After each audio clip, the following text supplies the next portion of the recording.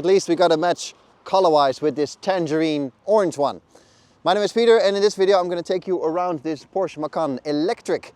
It is an important car for Porsche, obviously, because it's their second full electric car. And in this variety, it's not as big as the Cayenne, but it's also certainly a very different vehicle as the Porsche Taycan is, which is their other electric car. So the Porsche Macan shares its all-new platform with the Audi Q6 e-tron. And that's a good thing, obviously, because sharing within the Volkswagen Group means cost savings, and in the end it is expensive enough as it is already, so a little bit of cost savings are always good. It's an 800-volt architecture, which means faster charging, faster discharging, and overall better management of all that power that this car needs to harness. 100 kilowatt-hour battery, so that's good for the range. Not in this kind of weather, obviously, because it's a day in January with about 4 degrees. So we're definitely not reaching the 500 to 600 WLTP range that Porsche claims. But that does mean with the big battery that in normal conditions you should always be able to do 400 plus kilometers, which is nice. That's a reliable, solid, high amount of kilometers you can always do. And obviously as the weather gets better and the circumstances get better, the range gets better as well.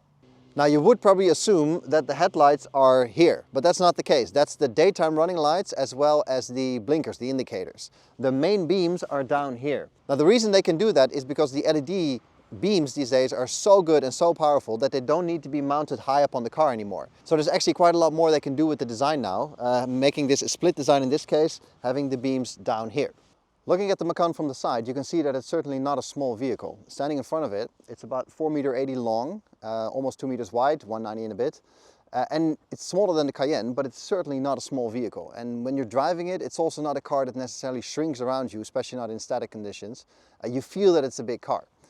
The wheelbase is 2.90 meters, so that's good. That should improve interior space, because the previous generation Macans were not all that spacious in the back, despite it being a reasonably large vehicle. So we'll check that out in the back later on when we do the interior tour.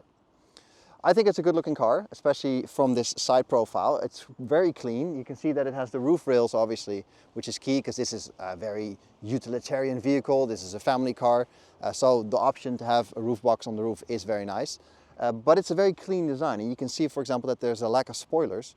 Obviously, that is to aid the aerodynamics. There is a spoiler in the back, but that only comes up at high speed or when you push the button. So Porsche has done a really good job making this a good-looking, sleek, clean car from the side. And I think, yeah, they've done a pretty good job in making that happen. You can see the black trim on this one too. I personally think it's a nice touch with this orange to have the black here and then the black roof rails, the black trim here around the window. I think it's a good-looking car overall. I think the same goes for the back of the Porsche Taycan. It's a nice and clean design. I quite like that the spoiler is not sticking out and there's also no roof spoiler over here. It's quite nice. The clean look brings the whole car together. Obviously we've got to have a look at the boot. You can open that with a key, and there is a tiny button here. If we press that, the whole thing opens up. Over 500 liters of boot space, so that is excellent. And it's a nice square opening, so no nonsense going on, nice and clean. You got some buttons here to raise and lower the car, because this has the optional air suspension. And there's a handle here to put the rear seats down, which will usually add another 1,000 liters of boot space.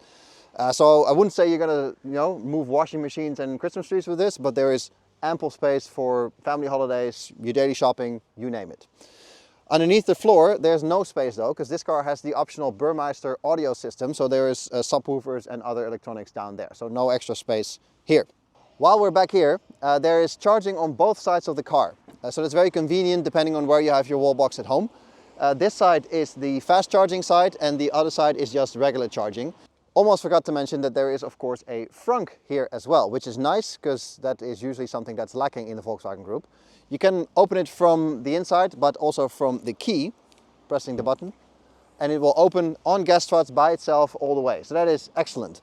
It's quite deep in here actually. In this case we got the charging cable in here, but this will easily fit your shopping, hand luggage, sports bags and all those things, which is great, especially when you have your boot full of stuff. This one doesn't have the double floor because of the audio system, but if your boot is full of stuff and jackets and packing and all that stuff, it's nice to have extra space here to put your charging cable or anything else you want to put there, because it's just more convenient this way. So that is a great touch.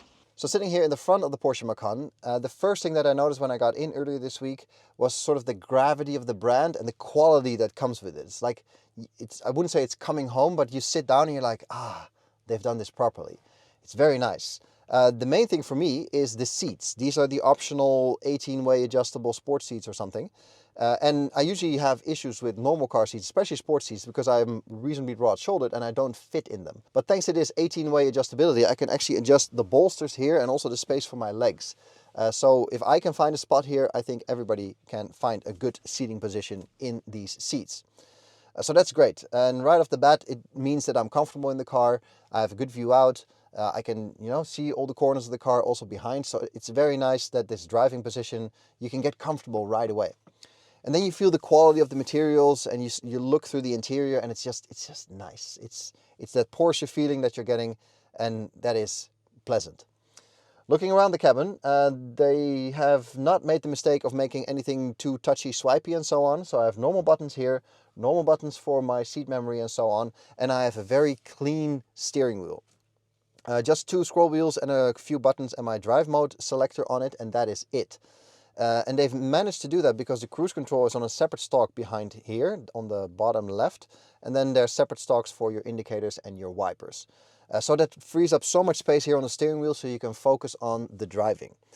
And obviously with the scroll wheels and the few buttons that it does have, you can interact with your driver's display. I got my stated charge and my speed and my usage on the screen now, but you can put your navigation or really anything you want on there. And you have a very nice head-up display in this car with augmented reality. So it's not just an arrow like, oh, navigation, go left, but it's actually projecting stuff on the road in front of you. There's animations and so on going on. It's a bit busy at times, but it is quite nice to see that work with where you're going and the way you're driving. It's quite nice. Then moving to the middle, we have a big infotainment screen, obviously where you'd put anything from your navigation to your settings to your music control and so on. And a passenger display as well, which is basically has the same functionality as the middle display. You could say it's nonsense. I think it's a bit nonsense, but on the other hand, those screens don't really cost anything anymore, so they might as well clone it over there and have some extra functionality. Why not? Because the alternative is some piece of plastic, and now it's just a screen. So, you can fall on either side of the argument, but it is handy for the person that's sitting next to you to navigate, to look things up, if they don't want to use their phone, watch a movie and so on. And it is polarized, so I can't see it from my driving position. So that's excellent too. Then we have the middle tunnel. We have some manual ventilation here and the gear selector, which is just a small knob that they've taken away from the middle and put it here next to the steering wheel. There's a giant capacitive haptic feedback plaque here in the middle where you do all your climate control. So there's a few actual switches that you can use to raise and lower the temperature or to adjust the fan speed and so on. But for example, your seat heating, your demisting, your klima menu and so on, those are all haptic buttons, if you want to call it that way. On the one hand, it's nice and clean. On the other hand, it's a piano black surface that will get dirty, dusty and scratchy. And because they're not real buttons, you always have to look at them before you press them. You can't feel your way around because there's no indentation or indication or anything on them. So it's a bit of give and take there. I personally don't like the haptic buttons that much. I think it's a decent implementation here because this whole thing sort of vibrates. But yeah, it keeps it nice and clean at the same time too. So either way. And then we have a big volume knob underneath to adjust the stereo system. So that is nice. A nice way to adjust the volume, especially for your passenger, because you obviously have buttons here on your steering wheel to do that. Then below that, we have some cup holders and a big bin with 2 sort of handles on the side if things get a bit too crazy. That's also where they're hiding the charging ports. You have a wireless charging thing in the middle. But if you don't want to use wireless charging, you can actually plug into 2 USB-Cs or the 12-volt socket down there. You can't see it from here and you can't use it from here, so that is probably something you'll plug some cables in and leave them there for the rest of time. Last but not least, the armrest is just a hole with some felt on the inside so nothing will rattle about and you can just store your things there. Overall, it's actually quite nice in here. We have the panoramic roof, so that helps to brighten things up in here because it is all black with black and more black. So that is actually quite nice for that extra bit of light in the cabin. I think I have a pretty good view out. The side mirrors are quite decent as well. The inside mirror is not that big and the rear window is also not that big. It's fine to see out, but the window is quite high and quite flat. So if anybody's sitting in the back, then you won't see anything. And even if the middle headrest is up, you can't see anything behind you. And there's no digital mirror option or anything available. But overall, it's a nice place to be. I can get comfortable, like I said, which is key for me to be comfortable with the car to begin with. And I think the elevated size of the car, obviously wouldn't say it's a full SUV, but it's a big higher car, especially compared to the 911s, of course, although not as high as the Cayenne. You have a good view of the road. It's nice. It's a nice position and nice place to be in. So yeah, good cabin. All right, driving this Porsche Macan in and around town today. What can we make of it? Well, it is a large vehicle to begin with. It's not the feeling that the car is shrinking around you at all. You always notice that you're driving a big car. That said, I have good view out. I'm comfortable in the seat, like I already mentioned, and it is not hard to maneuver this car. If not for the appallingly bad backup camera. That is just unacceptable quality. Porsche, rip that out and put something decent in there, because that is not okay. But the car is placeable and maneuverable, but when the distances, when the spaces get a bit tighter, like in underground structures or parking garages and so on, you do notice that it's big. But it is all round a pleasant vehicle to maneuver, and thanks to the fact that I'm comfortable and have a good view out, it is, not an issue as long as you do that with a bit of poise. Sitting here in the back of the Porsche Macan, the first thing that you notice from this camera shot is that I'm basically hiding behind the driver's seat. And it's a real issue because the seat is so massive that I already have a very bad connection with the front of the car. It's like I have to look around the seat like this to get any information from the front. And it's the same on the other side, obviously. And that's a big downside. You often hear me talk in these reviews about the connection to the front of the car. And with seats this massive, it's hard to get that connection, especially considering this is a family-oriented car for kids that are only this high. Then there's so much blocking your field of view that it can get claustrophobic and uncomfortable that way. Uncomfortable also if you're taller than 183, because I basically am touching the roof. I can put my hand flat against between my head and the roof, but that is about it. So anybody taller than me will not fit in here. And that doesn't add to the experience. So there is enough leg room and foot room for myself, but that is about it. I do also actually fit in the seat, so that is another good point to sit back here. For my kids, obviously, it's not an issue, but for me, even in these contour seats, I can fit also for longer journeys. Where you won't fit anybody is here in the middle seat, because that is completely blocked by the central armrest. There's no room for me to move my feet around, and I can't even slide to the other side of the car because that middle tunnel is so big. And even my kids, 8 and 11 years old, can't make much of this. It's just not comfortable to move around the car. What's also not comfortable is the armrest that has a giant hole with 2 cup holders in the middle of the armrest. So you always in the armrest with your elbow, which is far from ideal. So that's just a design mistake. This is not okay. Other than that, the materials and stuff back here are fine. They're on par with the front, so it's all good quality. There's integrated sunshade into the door and all those things. That's nice, and thanks to the panoramic roof, there's a bit more light coming in. But these seats really take up so much of your field of view that it is easy to get claustrophobic in here, especially considering kids are this short, like I already said. Then the powertrain is interesting because this is the second Porsche Macan electric in the lineup. You have the two-wheel drive, you have this four-wheel drive version, there's the 4S, and there's the turbo. Obviously with increasing amounts of horsepower, decreasing amounts of 0 to 100 time. And I think this one or the 4S are probably the sweet spots. Because the turbo, you can always argue how usable that power still is. We saw that last week in the Tesla Model S Plaid video. At some point, you can't use all that power on the normal road anymore. And this one has 400-ish horsepower, just under, which is a very pleasant amount of horsepower. You're basically one of the fastest cars around, and it's still very usable. And the same goes for the 4S. You get like almost 100 horsepower more on that one. So if you want to upgrade, I would go for that one and not all the way to the turbo, because things get scarily expensive. Now, I say it has an adequate amount of horsepower. The 0 to 100 time for this one is just over 4 seconds, which is fast enough, you would say so. But there's a lot of cars for a lot less money that will say bye-bye at the traffic light. Hyundai Ioniq 5N, for example, a decently spec Tesla Model Y, yeah, those cars are going to be faster off the line. On the one hand, if you can afford this kind of car, you probably don't care. On the other hand, if you stand there in your Porsche and somebody in a Hyundai says cheers, that is also not so nice. So I'm not really sure where Porsche went with the positioning of this car when they then developed those kind of sprint times as well. Because in the end, you know, it's all software related these days anyway, with the motors.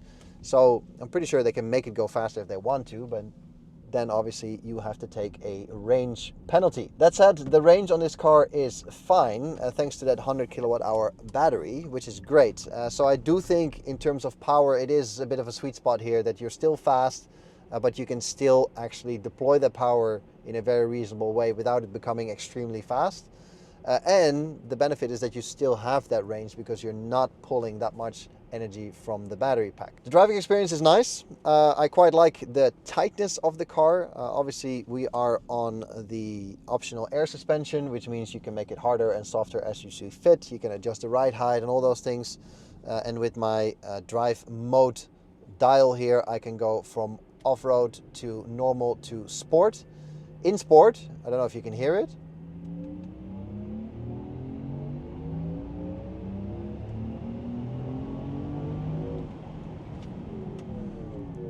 You get all the Porsche active sound, which is extremely exciting, obviously.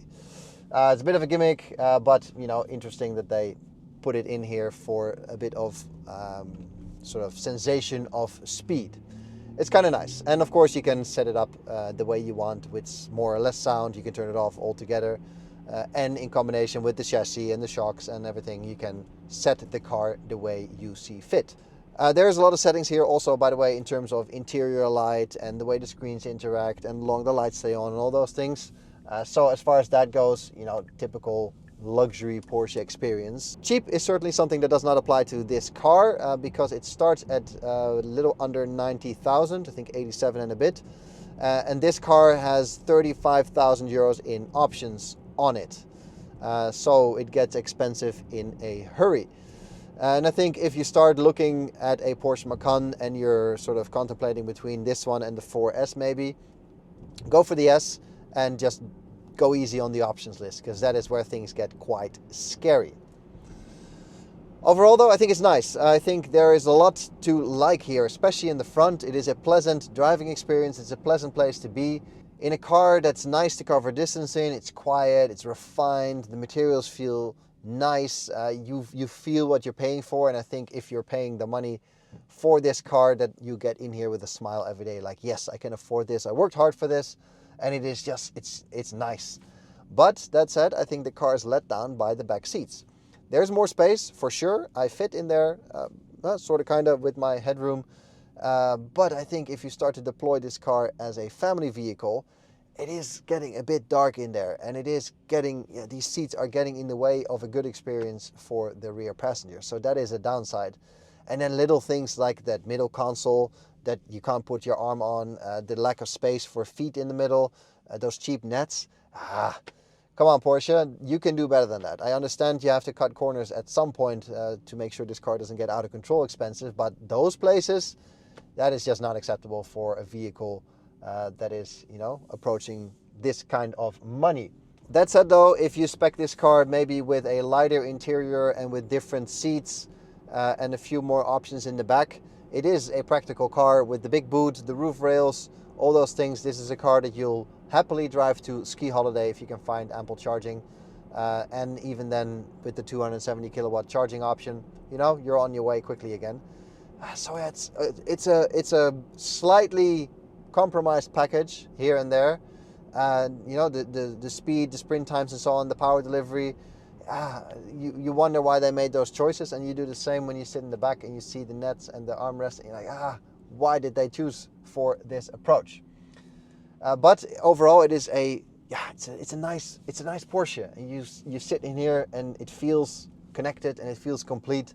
So as far as that goes, it's a nice car. That's all I have for you in this video. Unfortunately, we don't have the car long enough to make a small road trip, for example, but that is something that we'll hope to do at a later point in time, maybe in a duo test. Let me know in the comments below how you would feel about the back seats for this kind of money. If you like the video, give it a thumbs up. That's always appreciated. A sub to the channel is always nice too if you don't want to miss any of our future videos. And for now, I say cheers, and I'll catch you in the next one.